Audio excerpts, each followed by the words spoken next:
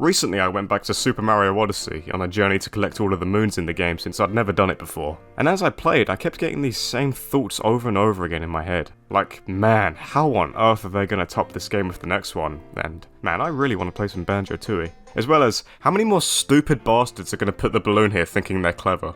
And also, man, I really want to play some Banjo-Tooie. And so play Tooie I did. I don't know what it was really. Maybe it was the big sprawling worlds or the many transformations you can use with Cappy, but I ended up neglecting Odyssey for yet another Tooie revisit. I'm not really good at ranking games, but I think I can comfortably say that Banjo-Tooie is in my top 10 somewhere, possibly top 5 depending on the day.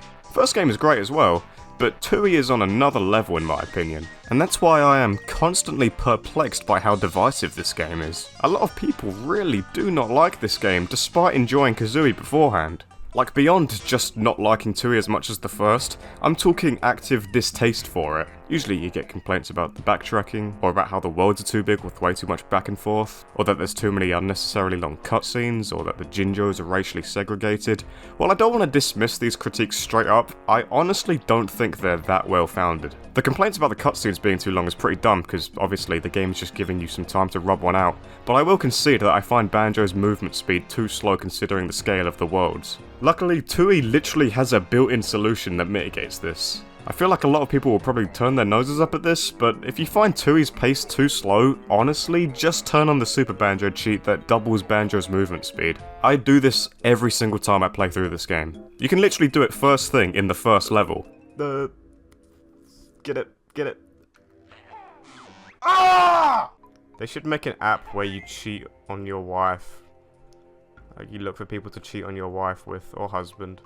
They should call it Cheater. Yes, it does break a handful of jiggies, but it improves the pace significantly, I feel. You can even rebalance the difficulty by turning on the Super Baddie cheat as well, which gives enemies the same speed buff. Or you could turn Super Banjo off and leave Super Baddie on, if you're some kind of insane masochist. Admittedly, Super Banjo does make Banjo and especially Kazooie a little unwieldy at times, but I enjoy the extra freedom your added momentum provides as you're able to do silly stuff like slide off a ledge with your crouch and then cancel into a high jump. I'm all for that kind of player expression in platform games. It's a huge reason I love playing Mario 64 and Sunshine but can't stand Galaxy, which feels so much more restrictive. I see a lot of people dog on the split up mechanic because Banjo and Kazooie aren't as fun to control separately as they are together. While I do agree that they're more versatile as a duo, I think the unique advantages they have separately make them engaging and interesting to use on their own. Specifically, they're both able to cover more horizontal and vertical heights separated, with Banjo's pack-whack essentially being a double jump, as well as Kazooie's backflip jump, glide and wing whack, which can lead to even more interesting movement options that aren't possible when they're together. Tooie also rewards thinking outside the box with multiple unintended solutions to getting collectibles. For example, there's a Jiggy in Glitter Gulch Mine at the end of a dark cavern, and you're supposed to have one character stand on a switch in a shed to activate a bunch of lights so that you can see the path through. This is one of those dreaded backtracking jiggies because the ability to split up Banjo and Kazooie isn't something you learn until the next level, but you can actually bypass this by using fire eggs because they emit this small light that you can use to follow the trail without the need for the lights. In fact, another Jiggy in Glitter Gulch Mine requires you to use the fire eggs in a different dark cavern, so it's entirely possible that you could notice this characteristic of the fire eggs while obtaining this Jiggy, and then use that knowledge in an inventive way to get this one before you're supposed to. There's also this Jiggy in Jolly Roger's Lagoon, which you're supposed to get with Kazooie's glide ability, which you learn in Hailfire Peaks, but you can also nab early with resourceful use of Kazooie's solo abilities. There's loads more examples of this, but I think I've made the point with just these two. Even if clever thinking and use of exploits didn't allow you to get those collectibles early, I still think the complaints about backtracking in Tooie are overblown. Assuming you just want to finish the game, you need 70 Jiggies. I counted up all my totals after my first visit to each world and had 72. Granted, I cheesed a handful of them with Super Banjo exploits, but even still, as long as you aren't slacking on Jinjo hunting, you can literally beat the game without backtracking. At all. Even if you are going for 100%, let's take my total of 72 Jiggies before backtracking and subtract it from 90, the total number of Jiggies in the game. That leaves us with 18. Subtracting a further 10 from Jinjo collection, that's only 8 Jiggies in the game I needed to backtrack for. 8! 8! Oh god, it has so much backtracking! Yes, there are isolated moments where you have to go back and forth between worlds like this one Jinjo in Glitter Gulch Mine, but these are so few and far between I can't imagine anyone having an actual problem with it. The rest of the problems people have with Tooie just come across as nitpicks. Yes, there are a lot of cutscenes that go on a bit long and you can't skip them. Yes, there are a lot of minigames with the red, green and blue point system. Yes, part of Pterodactyl Land's terrain is a spunking cock. But you know what? I can posture all I want, but the fact remains that a lot of people totally bounce off Tooie fairly quickly after enjoying Kazooie. But if the actual arguments against the game are kinda shallow, then what exactly is going on here? Well, I think the critiques people have about Tooie are a product of a larger, overarching misunderstanding about the game. Obviously, most people are going to play Tooie after finishing Kazooie, and thus already have set expectations for Tooie informed from their playthrough of the first game. This is pretty reasonable considering Banjo-Tooie looks, feels, and sounds the same as its predecessor. But when you actually think about it, the actual structure of the two games are quite different. Kazooie is a tried and true collectathon platformer, where the worlds are focused on exploring to collect individual items where jiggies are locked behind simple puzzles, side quests, or even just laying out in the open. On the other hand, Tooie cuts back on the collectathon elements considerably, with notes being condensed into nests of 5, and one treble clef valued at 50 notes per level. Tooie's worlds are bigger, sprawling, interconnected labyrinths that need to be solved one step at a time, setting various things into motion before you start reaping the rewards. So if Tooie isn't a collectathon, then what is it? Well, it has lots of distinct areas that form a larger interconnected world, labyrinth level design, progression based on gaining new abilities, backtracking to old areas once you unlock said new abilities. These are the hallmarks of a certain genre. It sounds silly to say, but Banjo-Tooie is a Metroidvania. A bit. It doesn't fit all the pedantic requirements people have, but Tooie arguably has just as much in common with Metroidvanias as it does with collectathon platformers. In the interest of not sparking unending discourse about the precise definition of a Metroidvania, let's just call it the Metroidvania equivalent of an illegitimate child. A Bastardvania. I'm not the first person to come up with this by any means, but it's still a relatively obscure notion. And I don't really care whether or not Banjo-Tooie can truly be classified as a Metroidvania. That debate is fucking cock and I will not be sucking, but what I am interested in is how the common grievances people have with Tooie suddenly become pretty easily explainable when viewed under the Metroidvania lens. Gamers backtracking? Well, no shit, it's a Metroidvania. The worlds are really big. Of course, Metroidvanias tend to have big old maps. See, I don't blame anyone for playing Kazooie and then expecting more of that type of gameplay from its sequel, but if you can divorce yourself from that mindset, Tooie's appeal becomes so much more apparent. Banjo-Kazooie's gameplay is a very simple affair that matches perfectly with the tone of the game. A delightful romp through fairy tale worlds with wacky googly-eyed cartoon characters. Tooie, coming out a few years later, has grown with its audience and has a much darker, grittier tone.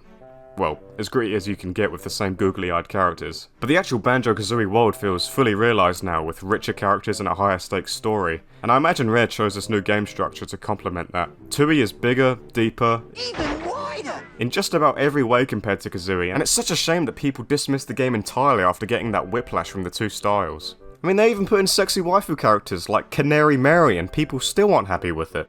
Hey Siri, look up Canary Mary Rule 34.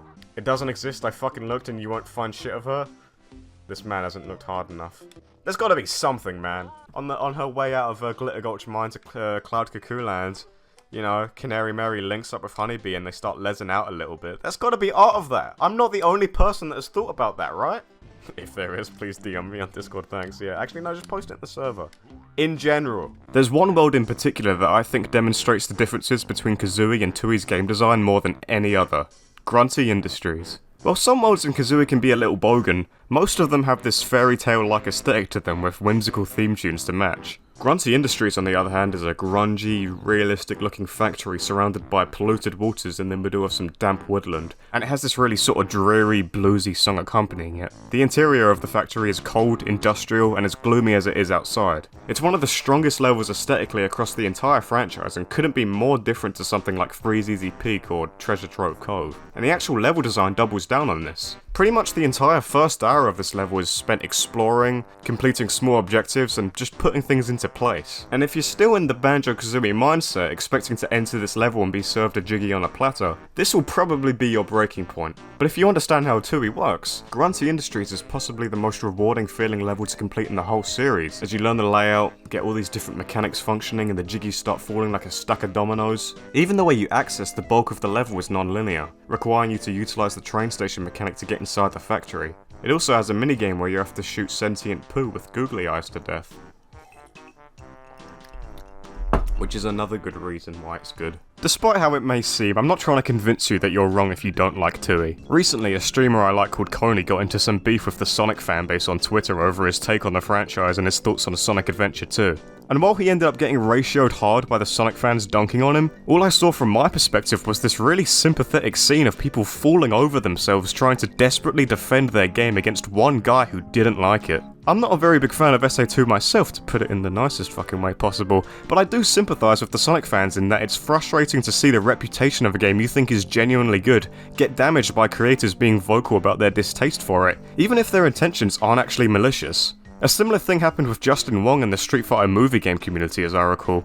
But all the sympathy I have goes out the window when people start acting like insecure fuckwads about it, or trying to genuinely play the skill issue card as if being good at a game somehow makes you a far better judge of its quality. While I did have some fun picking at some of the arguments against Tooie earlier in this video, really the point was to try and identify why people act like there's such huge issues in the first place, rather than trying to disprove them outright. Because for the most part, they are decently valid criticisms of the game. It's just what confuses me is that they're treated as if they're so egregious to the point of being game ruining, and I just don't see it. And you know, maybe I'm wrong, and there's no correlation between people not liking Tooie and not understanding its genre, but well, I just really wanted to make a video about Banjo-Tooie, so fuck you if you're this far in and still disagree with me. But in all seriousness, as you can probably tell, I fucking love Banjo-Tooie.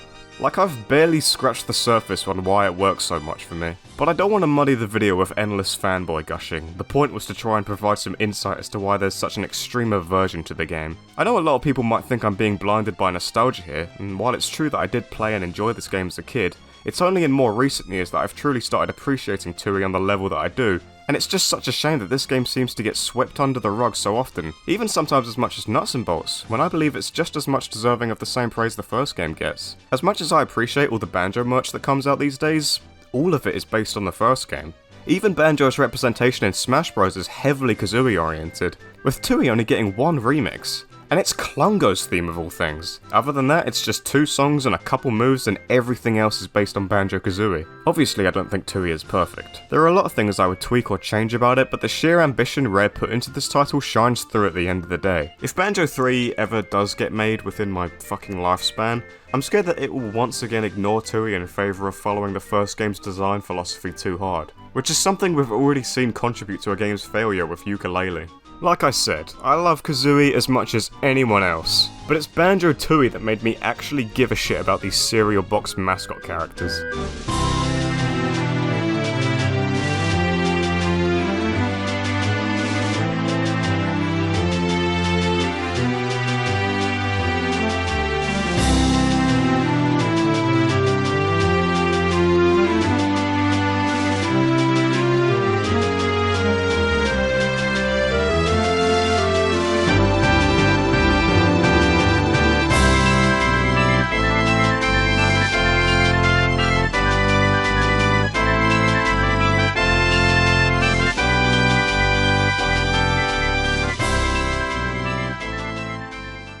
I have a question, serious question, this is not a joke, so don't ignore it, you have to type an answer. If you're watching the stream, you have to type an answer to this one in chat. Would you rather marathon every single one of Dream's videos, or lick a cow's anus?